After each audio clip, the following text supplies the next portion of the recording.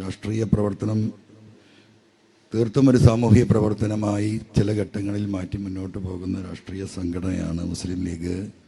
അതോടൊപ്പം അതിന് താങ്ങും തണലും നെടുന്തൂണുമായി നിൽക്കുന്ന KMCC എന്നൊക്കെ നമുക്കറിയാം. ഞാനങ്ങോട്ട് കയറി വരുമ്പം ഗേറ്റ് വിടുന്ന പത്രക്കാർ ചോദിച്ചു, എന്താണ് ഈ പരിപാടിയിലേക്ക് വിളിച്ചിട്ടാണോ വരുന്നത്?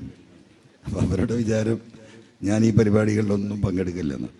ബഹുമാനപ്പെട്ട സാദിഖ് അലി തങ്ങൾ ഈ മണ്ഡലത്തിൽ കൊടുത്ത, ഈ പഞ്ചായത്തിൽ കൊടുത്ത 2-3 വീടിൻ്റെ പരിപാടിയിൽ MLA എന്ന നിലക്ക് അന്ന് ഞാൻ പങ്കെടുത്തിട്ടുള്ളതാണ്. ഇവിടെ വഹാബ്ക്ക് അവിടെ ഉണ്ട്, ബാക്കിൽ നമ്മുടെ ഇസ്മായിൽ മൂത്തയുടെ ഇരിക്കുന്നുണ്ട്. സാമൂഹ്യവുമായി ബന്ധപ്പെട്ട ജീവകാരുണ്യവുമായി ബന്ധപ്പെട്ട സകലമാന പ്രവർത്തനങ്ങളിലും അന്നും ഇന്നും എൻ്റെ വ്യക്തിപരമായ നിലപാട് ഇത് തന്നെയാണ്, നന്മയോടൊപ്പം നിൽക്കുക എന്നതാണ്. അത് ഇതിന് മുമ്പും തന്നിട്ടുണ്ട്. ഈ പത്രക്കാരുടെ ചെറിയൊരു അറിവിലേക്ക്, ഇടവണ്ണയിൽ ഈ KMCCയുടെ പ്രവർത്തനം മുമ്പ് നോക്കിയിരുന്നത് ഷൗക്കത്താണ്, ചന്ദ്രിക ഷൗക്കത്ത് എന്ന് പറയുന്ന ചന്ദ്രിക പത്രത്തിലുണ്ടായിരുന്നു. അപ്പോൾ അവിടെയൊക്കെ ഈ ബൈത്തുർ റഹ്മാനയുടെ പ്രവർത്തനം നടക്കുമ്പോൾ പറ്റ ഞെരുങ്ങുമ്പോൾ ഒന്ന് വിളിക്കും ഷൗക്കത്ത്, അല്ല ഞങ്ങൾ ഇന്ന് ഞെരുങ്ങിയിട്ടുണ്ട് എന്തെങ്കിലും ഒന്ന്. ഇതൊന്നും നമ്മൾ പത്രത്തിൽ കൊടുക്കാനും വാക്ക് പറയാൻ നിൽക്കില്ല. ബൈത്തുർ റഹ്മാൻ തുടങ്ങിയ ആ കാലഘട്ടം തൊട്ട് ആരാ വിഷയമായി ബന്ധപ്പെട്ടിട്ടുണ്ടോ അന്നൊക്കെ എന്താ പറയുക, അണ്ണാരക്കണ്ണനും തന്നാലായത് എന്ന നിലക്ക് നമ്മുടെ അന്നൊക്കെ തന്നെ ഇതിൽ ബന്ധപ്പെട്ട് പ്രവർത്തിച്ചിട്ടാണ് വരുന്നത്. അപ്പോൾ അതുകൊണ്ട് അത്തരത്തിലൊരു സംശയം പത്രക്കാർ മനസ്സിൽ വെക്കേണ്ട എന്ന് സൂചിപ്പിച്ചത് മാത്രം. എനിക്ക് ബഹുമാനപ്പെട്ട തങ്ങൾ ഇവിടെ ഉണ്ട്, കുഞ്ഞാലി സാഹിബുണ്ട്, മുസ്ലിം ലീഗിൻ്റെ എന്താ പറയുക എല്ലാ ലീഡേഴ്സും ഇവിടെ ഉണ്ട്. ഒറ്റ കാര്യമാണ് അതിൽ എനിക്ക് സൂചിപ്പിക്കാനുള്ളത്. ഇപ്പോൾ വയനാട് ദുരന്തവുമായി ബന്ധപ്പെട്ട് ഞാൻ കഴിഞ്ഞൊരു 3-4 മാസമായി ഈ മലയോര വിഷയങ്ങളുമായി ബന്ധപ്പെട്ട് നിരന്തരമായി വയനാട്ടിൽ പോവുകയാണ്. വയനാട്ടിൽ നിന്നുള്ള ഒരു വിവരം അത് ഇങ്ങനെ പറയേണ്ടതല്ല, എന്നാലും എല്ലാവരെയും ഇങ്ങനെ ഒരുമിച്ച് കിട്ടില്ല. ആ ദുരന്തത്തിൻ്റെ ഇപ്പോൾ ഇവിടെ നടക്കുന്ന ചൂരൽമല വിഷയം റീസെറ്റിൽമെൻറ്റ് നടക്കാത്തതിൻ്റെ പിന്നിൽ ഒട്ടനവധി അഴിമതികളുണ്ട്.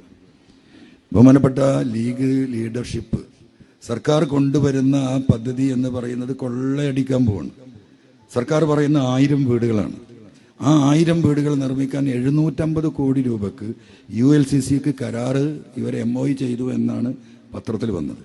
1000 വീടിന് നിങ്ങൾ മനസ്സിലാക്കണം, 1000 സ്ക്വയർ ഫീറ്റാണ്. 2000 കൂട്ടിയാൽ 20 ലക്ഷമാണ് ഒരു വീടിന്.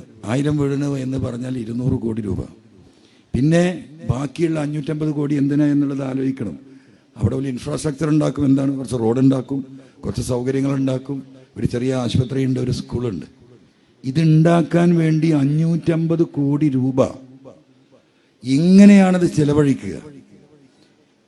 ഗൗരവമായിട്ട് മുസ്ലിം ലീഗ് നേതൃത്വം ആലോചിക്കുന്നതാണ്. 75 ലക്ഷം രൂപ ഒന്ന് ഒരു വീടിന് നിങ്ങൾ മനസ്സിലാക്കണം. 750 കോടി ഡിവൈഡഡ് ബൈ 1000 എന്ന് പറയുന്നത് ഒരു വീടിന് 75 ലക്ഷമാണ്. അപ്പോൾ ഊരാളുങ്ങൾ സൊസൈറ്റി നമുക്കറിയാം, ഞാനത് പറയുന്നില്ല, ഇവിടെ ഇരിക്കുന്ന എല്ലാ ലീഡേഴ്സിനും അറിയുന്ന കേരളത്തിലെ പൊതുമുതൽ ഒരു കൊള്ള സംഘമായി എന്താ പറയുക പ്രവർത്തിച്ചുകൊണ്ട്, പേരെന്താ, തൊഴിലാളി സംഘടന, തൊഴിലാളി സംവിധാനം, സൊസൈറ്റിയാണ്. കുറച്ച് തൊഴിലാളികളുണ്ട്, അവർക്ക് എന്തെങ്കിലും ഡിവിഡൻഡ് കൊല്ലത്ത് കൊടുക്കുന്നുണ്ട്. പക്ഷേ കേരളത്തിലെ പൊതുവായിട്ടുള്ള നമുക്കറിയാം, നമ്മളെ നാട്ടിലൊക്കെ ഇവിടെ ഇപ്പോൾ കൊമ്പൻ ശംസൊക്കെ ഇവിടെ എവിടെയെങ്കിലും ഉണ്ടാവും. ഒരു ആവറേജ് ഉണ്ടായിരുന്ന എല്ലാ കോൺട്രാക്ടർമാരും ഇവിടെ തകർന്ന് തരിപ്പണായി പട്ടിണിയായി. അവർ മാത്രമല്ല, അവരെ കൂടുതലുള്ള മനുഷ്യർ, അവരുടെ ജോലിക്കാർ. മുമ്പ് 5 കോടിയുടെ മേലെ ടെൻഡർ എടുത്തിരുന്ന ഇവർ 50 ലക്ഷത്തിന് പഞ്ചായത്തിലേക്ക് ഇറങ്ങി വരികയാണ്. എന്നിട്ട് ഈ പണം മുഴുവൻ ഉപയോഗിക്കുന്ന എന്തിനാ? ഈ പറയുന്ന ഈ വരാനിരിക്കുന്ന തെരഞ്ഞെടുപ്പിലെ CPMന്റെ ഏറ്റവും വലിയ സാമ്പത്തിക സ്രോതസ് അതാണ്. നമ്മളെ പണം വാങ്ങി നമ്മളെ തന്നെ കൂടെ നിർത്തിയിട്ട് ആ പണം ഉപയോഗിച്ചിട്ട് ഇവിടെ രാഷ്ട്രീയമായിട്ട് കൈകാര്യം ചെയ്യുന്നൊരവസ്ഥ ഉണ്ട്. അതുകൊണ്ട് ബഹുമാനപ്പെട്ട തങ്ങന്മാർ, ബഹുമാനപ്പെട്ട കുഞ്ഞാലി സാഹിബ്, ആ വിഷയം നിങ്ങളിപ്പോൾ അടിയന്തരമായി ലീഗിന് ഇപ്പോൾ ഈ 10 വീടുണ്ടാക്കാൻ ഇപ്പം എന്താ മുടക്ക്? 100 വീടുണ്ടാക്കാൻ നാളെ തീരുമാനിച്ചാൽ ലീഗിന് ഇന്ന് തീരുമാനിച്ച 6 മാസം കൊണ്ട് തീർക്കാൻ കഴിയുമല്ലോ. എന്തിനീ കാത്തിരിക്കണം? ആളുകൾ പ്രശ്നങ്ങളിലാണ്. വാടക കൊടുക്കാൻ സർക്കാർ പൈസ കൊടുക്കുന്നില്ല, ഭക്ഷണം കിട്ടുന്നില്ല.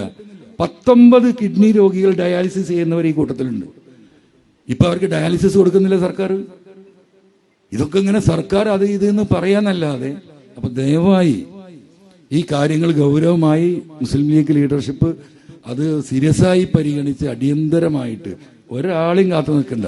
ലീഗിനിപ്പോൾ 36 കോടി എന്തോ കിട്ടിയെന്ന് ബഹുമാനപ്പെട്ട സലം സാഹിബ് ഇവിടെ പറയുകയുണ്ടായി. ഇനിയൊരു 100 കോടി ഇതിലേക്ക് വേണമെങ്കിൽ പാണക്കാട് തങ്ങന്മാർ വിചാരിച്ചാൽ നിമിഷം കൊണ്ട് കിട്ടും എന്ന് അനുഭവങ്ങൾ ഈ നാടിന് സാക്ഷ്യപ്പെടുത്തുന്നുണ്ട്. അടിയന്തരമായിട്ട് ആ മനുഷ്യരുടെ വിഷയങ്ങൾ ഇടപെടാൻ തീർക്കാനുള്ള ഒരു പദ്ധതിയുമായി ലീഗ് മുന്നോട്ട് പോകണം. ആ ഭൂമി വാങ്ങുന്നത് പോലും അഴിമതിയാണ്. കാരണം ബഹുമാനപ്പെട്ട കുഞ്ഞാടി സാഹിബിനെ ശ്രദ്ധയിൽപ്പെടുത്തുകയാണ്. കാരണം 50 ലക്ഷത്തോളം ഹെക്ടർ ഭൂമി ഇവിടെ നമ്മുടെ ഈ മലയാളം പ്ലാന്റേഷന്, തോംസൺ പ്ലാന്റേഷൻ എന്ന് പറയുന്ന ബ്രിട്ടീഷുകാരുടെ കാലത്ത് ലീസിന് കൊടുത്ത് 99 വർഷം കഴിഞ്ഞ് സർക്കാരിന് തിരിച്ചു പിടിക്കാൻ സർക്കാർ കേസ് കൊടുത്ത് നിൽക്കുന്ന ഭൂമിയിൽപ്പെട്ട ഒരു ഭൂമിയാണ് ഈ തട്ടിൽ എസ്റ്റേറ്റ്. ആ തട്ടിൽ എസ്റ്റേറ്റ് സർക്കാർ പറയുന്നത് ഞങ്ങളുടെ ഭൂമിയെന്നാണ്, തട്ടിൽ പറയുന്നത് അവരുടെ ഭൂമിയാണ്. അപ്പം സർക്കാരിന്റെ ഭൂമി തന്നെ സർക്കാർ വില കൊടുത്ത് വാങ്ങുമ്പോൾ കേരളത്തിൽ ഇന്ന് നടക്കുന്ന ഈ പറയുന്ന എല്ലാ കേസുകളും കോടതിയിൽ പരാജയപ്പെടുന്ന ഒരവസ്ഥാവിശേഷം ഉണ്ടാകും. അതുകൊണ്ട് ബഹുമാനപ്പെട്ട ലീഗ് ലീഡർഷിപ്പ് ഈ ആംഗിളുകളൊക്കെ ഒന്ന് പരിശോധിച്ച് അടിയന്തരമായിട്ട്, കാരണം ഞാനത് പറയാൻ കാരണം ഈ ചെല്ലുന്ന സ്ഥലത്തൊക്കെ ആളുകൾ ഇന്നലെയും കൂടി എന്നോട് പറഞ്ഞു, നിങ്ങൾക്ക് കുഞ്ഞാടി സാഹിബിനോടൊക്കെ ഇപ്പോൾ പറയാമല്ലോ, പണ്ട് പറയാൻ പറ്റില്ല. ഇന്നലെ ഒരാൾ പറഞ്ഞ ഡയലോഗാ, പണ്ട് നിങ്ങൾക്ക് പറയാൻ പറ്റില്ലെങ്കിലും ഇപ്പം എന്നൊരാൾക്ക് അങ്ങക്ക് പറയാമല്ലോ, ഞങ്ങളെ കാര്യം എങ്ങനെയാണ്, നിങ്ങളൊന്ന് പറയുന്നൊരു മനുഷ്യൻ ഇന്നലെ പറഞ്ഞപ്പോൾ ഞാൻ പറഞ്ഞു, അന്ന് തങ്ങന്മാരെയും ഇങ്ങനെ ഒരു പരിപാടി ഉണ്ട്, ഞാൻ പറയുമെന്ന് അവർക്ക് തന്നെ വാക്ക് കൊടുത്താണ്.